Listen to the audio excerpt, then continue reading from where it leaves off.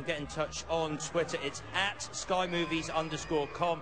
Hashtag your questions with Harry Potter Live. Now, you just saw Edith talking with his dad, and arriving on the red carpet, a member of the House of Slytherin, is Draco Malfoy himself, Mr. Tom Felton.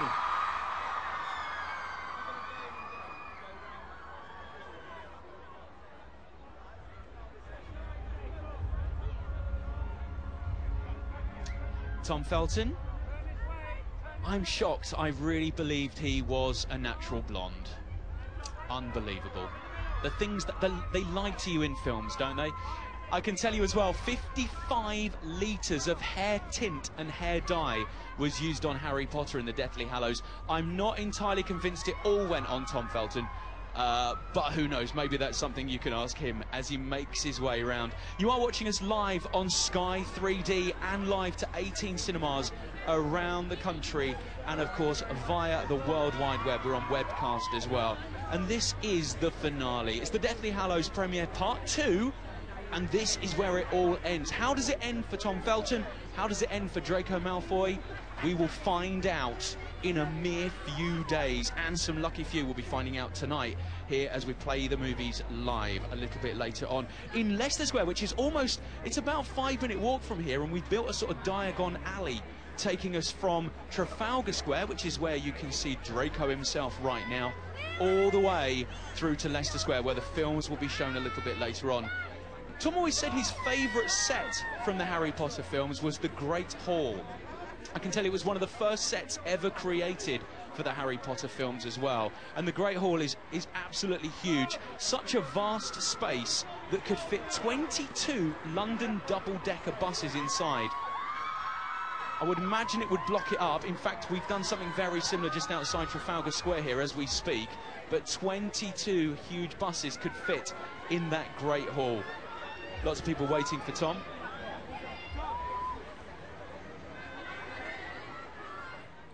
Secret panelling was built into the walls and the Great Hall as well, so that they could escape in case they needed emergency exits. They had 600 kids all inside that Great Hall at any one time, so if they needed to get out, they had secret walls just built around the outside. There's Tom.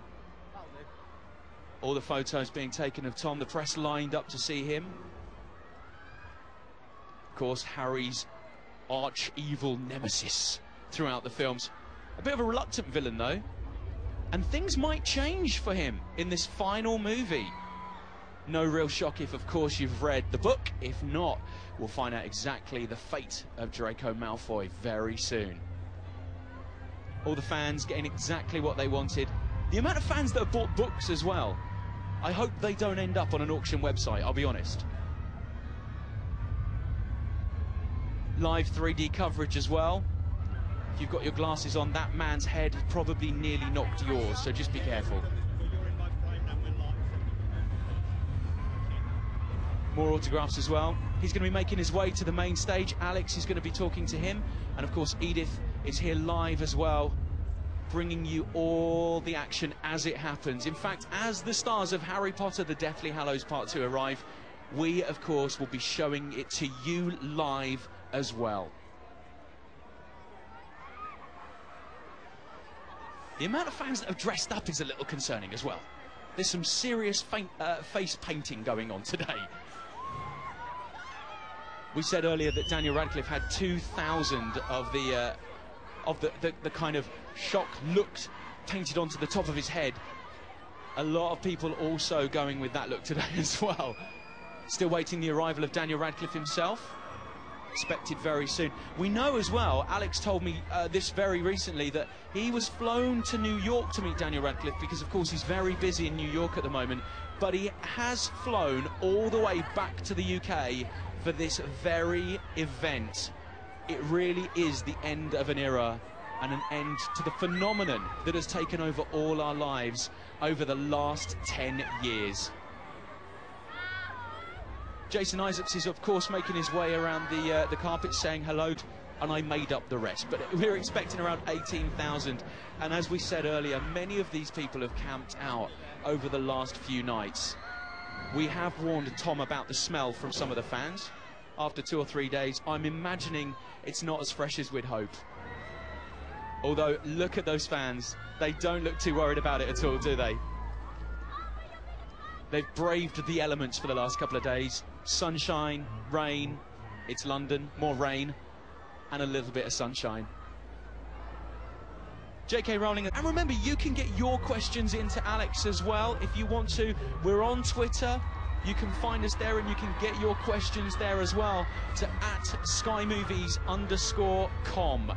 @SkyMovies_com, and we're trending around the world right now. So if you're on Twitter, thank you so much. #HarryPotterLive.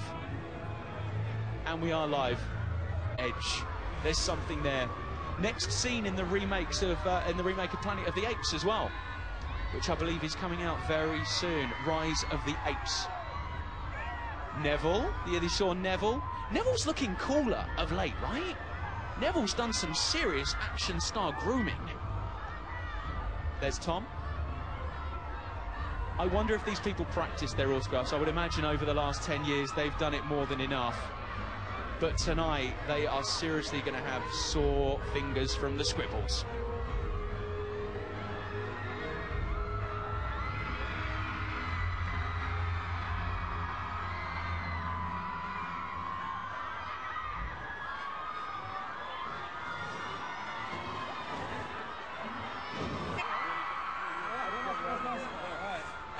So take a look out there. First of all, what do you think? I've never seen Trafalgar Square like this before, that's for sure. Yeah, thanks so much for coming down, guys. We really appreciate it. Awesome. All right, if I could spin you around now, because we're up there, look, on the big screen. Man, how exciting. Cool.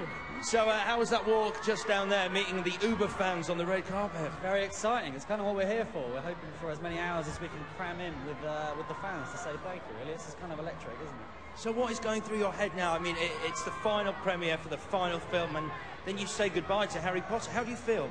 Don't probe me, mate, because I may break down in tears. We don't want that up here. Yeah, it's quite emotional, you know. Dan and I were just talking like an hour ago, saying it's kind of a strange feeling being here 10 years on or 11 years on, still rattling on with the same old film. So yeah, we're excited to be here for an epic final chapter, for sure.